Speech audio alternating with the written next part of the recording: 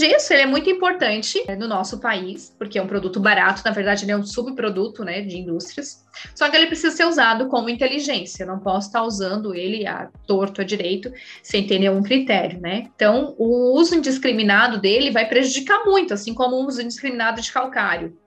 Acaba complexando muito os nutrientes. Então, eu não posso estar utilizando ele sem saber como, de que forma ou a quantidade que eu vou estar utilizando. Eu tenho que entender o gesso, a dinâmica de funcionamento, para eu poder estar usando ele de forma inteligente para que ele realmente me dê resultado, né? Lembrando, então, que o gesso agrícola, ele é o sulfato de cálcio dihidratado, que é um subproduto de indústria, né? Ele é uma sobra de indústria. Então, quando eu tenho lá a produção do ácido fosfórico, né, que é o meu H3PO4, para fazer os adubos fosfatados, eu vou usar a rocha fosfática, né? São rochas que têm esse produto, o fosfato, na sua composição. A apatita, a fluorapatita são exemplos dessas rochas. E aí eu preciso estar liberando esse nutriente lá da rocha. Porque, com exceção do nitrogênio, que é industrializado, o restante dos adubos que eu tenho hoje, desses adubos normais, né, fosfatado, enfim, o potássio, o que eu tenho ali são extração de rocha, tá? A única exceção que eu tenho desses adubos comuns é o nitrogênio, tá? É a ureia. Então, para isso, para eu fazer a extração, eu vou jogar um ácido sulfúrico nessa rocha. A indústria vai lá e joga esse ácido sulfúrico lá na minha rocha para estar liberando, então, esse fósforo. E aí, com isso, gente, eu vou ter a geração, vai sobrar, né, 2 subprodutos lá. Sobra o sulfato de cálcio, que é o meu gesso, e o ácido fluorídrico. São esses 2 subprodutos que sobram, acabam sobrando. E até algum tempo atrás, esses subprodutos eram descartados, não se tinha uso para eles. Até se fazer estudos, enfim, descobri que podia estar utilizando na lavoura e também em outros produtos. Então, o nosso gesso lá, ele é um subproduto, por isso que ele não tem um preço tão elevado também. E o gesso, ele é algo de solubilidade que o calcário. Ele é mais solúvel que o calcário. O calcário, ele tem uma solubilidade de 0,01 gramas por litro e o gesso 2 gramas por litro. Então, ele pode ser considerado 200 vezes mais solúvel que o calcário. Mas, mesmo assim, é um produto muito insolúvel. Eu não posso dizer que o gesso é super solúvel. 2 gramas por litro é muito pouco. Para vocês terem uma noção do que eu estou falando, peguem, sei lá, açúcar, farinha, sal, pesem 2 gramas e completem com 1 litro de água.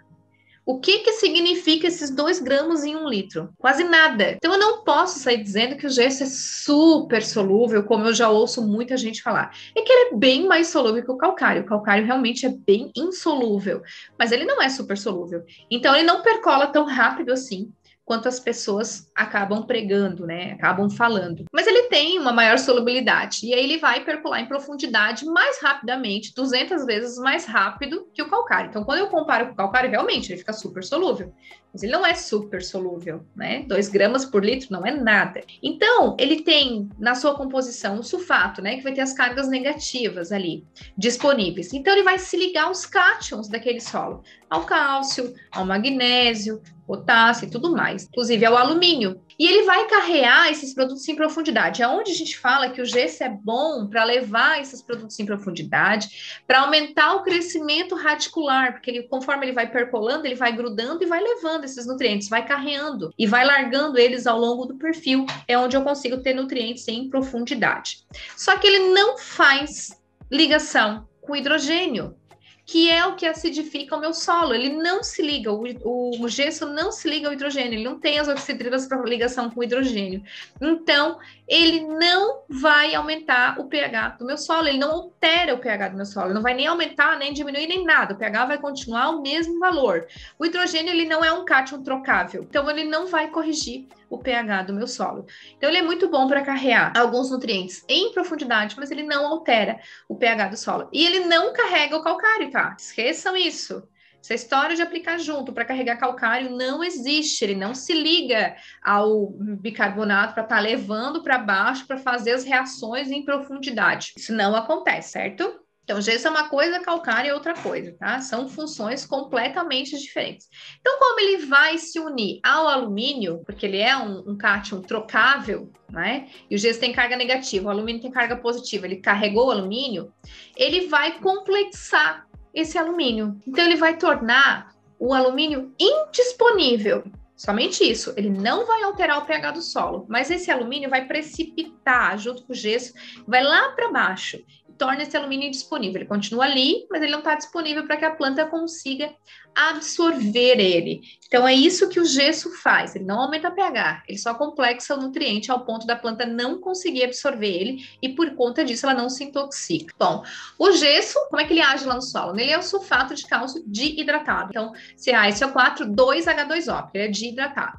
E ele vai ter lá na composição dele 26 a 28% de cálcio, 15% de enxofre. Por isso que eu digo que o gesso, ele traz para mim suporte de cálcio e suporte de enxofre. Então, eu vou pensar aqui na reação do SO4, né? Que ele vai agir lá no solo de 3 formas. De que forma que esse SO4 do gesso está agindo? Primeiro, ele vai agir com complexos iônicos, onde o SO4 vai se ligar a outros elementos e vai cancelar as suas cargas. Como assim cancelar? Por exemplo, aqui, ó. O SO4 vai se ligar ao alumínio e vai formar o sulfato de alumínio.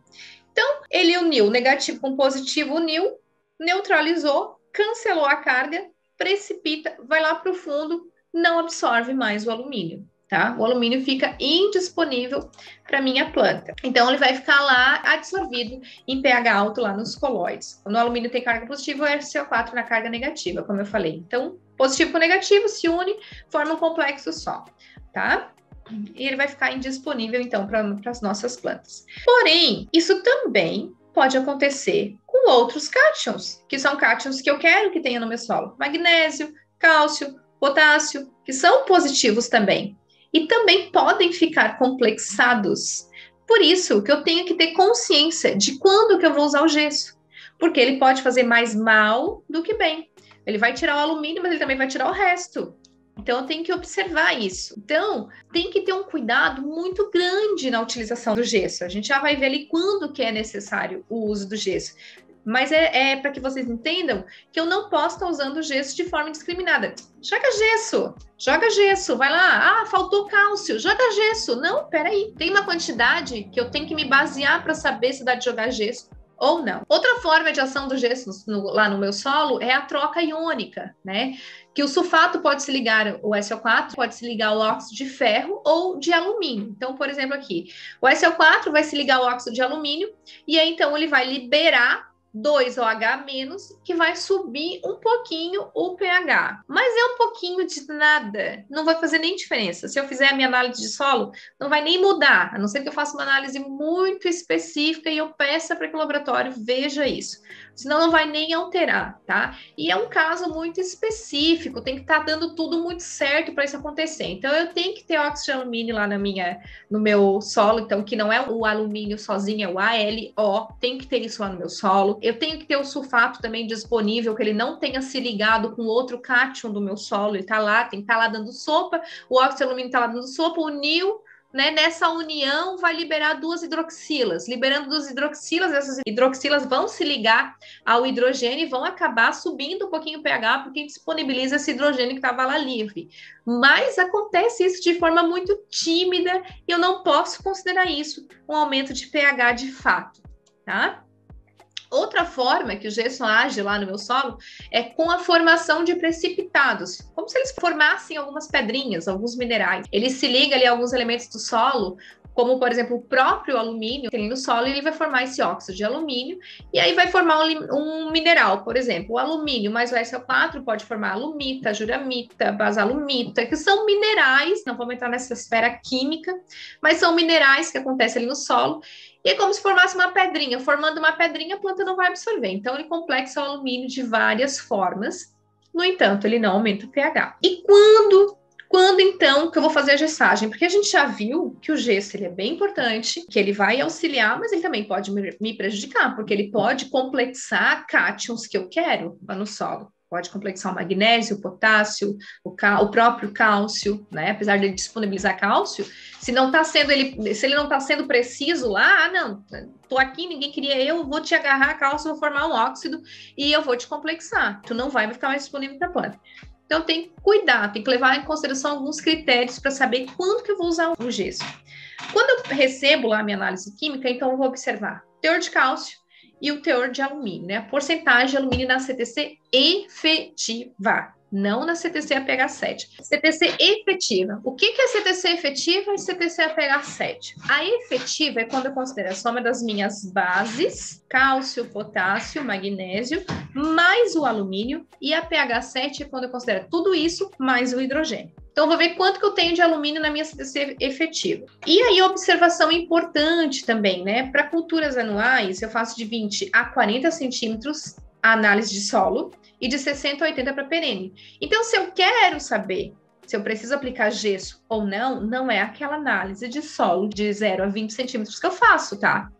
Se eu quero saber se eu preciso ou não aplicar gesso no meu solo, eu tenho que aumentar a profundidade. É em profundidade a minha análise de solo. Eu tenho que saber lá 20 a 40 como é que tá. Por quê? Porque é lá que vai parar o meu nutriente. Porque o gesso percola. E é lá que eu tenho que ter o nutriente. E é justamente por isso, para forçar a raiz a descer mais, para que ela aumente. Por isso que aumenta o enraizamento.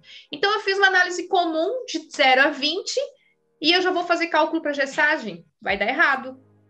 Vai vir uma quantidade errada, você vai aplicar gesso desnecessariamente, muito possivelmente, ou na quantidade errada, e vai complexar nutriente, vai acabar complexando. Então, não esqueçam desse detalhe importantíssimo, tá? Para a aplicação do gesso. E aí, tendo esses valores em mãos, eu vou observar se o cálcio está menor que 4 milimol por decímetro cúbico, lembrando que se tiver em centimol, é só multiplicar por 10 para transformar em milimol. Vou observar se a porcentagem de alumínio está acima de 35%, né, lá na minha CTC. Observe a situação, se estiver acima de 35, já fico atenta, acima de 40, já tem que entrar com gessagem, tá? Então, cálcio maior que 4 milimol por decímetro cúbico. Alumínio acima de 35%. Então, vou observar esses dois fatores. Então, aqui eu tenho um exemplo. Ó. Nesse laudo aqui, o cálcio apresenta um valor de 0,89 centimol ou 8,9 milimol. Então, ele está maior que 4 milimol. E o alumínio tem 24,7%. Então, ele está menor que 35%. Nesse caso, eu preciso gessar? Não preciso gessar. E aí, nesse caso, eu não preciso. Se eu tivesse observado ali que estava o cálcio menor que aqueles 4 milimol e o alumínio estava acima de 35%, eu não preciso nem pensar. O gesso vai ser necessário para mim. Fugiu desses parâmetros? Não preciso. Então, eu descobri que eu preciso gessar ou não preciso gessar. Beleza. Quando que eu vou fazer isso? 2 a 3 semanas antes do plantio. O gesso não preciso colocar com muita antecedência, não. Tá? Até porque eu quero que ele fique atuando ao longo do meu plantio. Então, eu aplico o calcário 3 meses antes, 2 a 3 semanas do meu plantio, eu vou estar colocando gesso. Não deu tempo, 1 semana antes, pode? Pode, vai fazer efeito ainda, vai causar alguns prejuízos, talvez, porque não vai ter disponibilidade de nutrientes na época que eu preciso, mas pode, não vai causar, também não vai ser tanto problema assim, não. Eu espero que você tenha aprendido um pouco mais com essa aula. E aqui no canto esquerdo tem um conteúdo onde eu falo de ponto de murcha permanente. Clique e confere. E não esquece de dar o seu like e se inscrever no nosso canal. Se tiver qualquer dúvida ou sugestão, coloca aqui embaixo.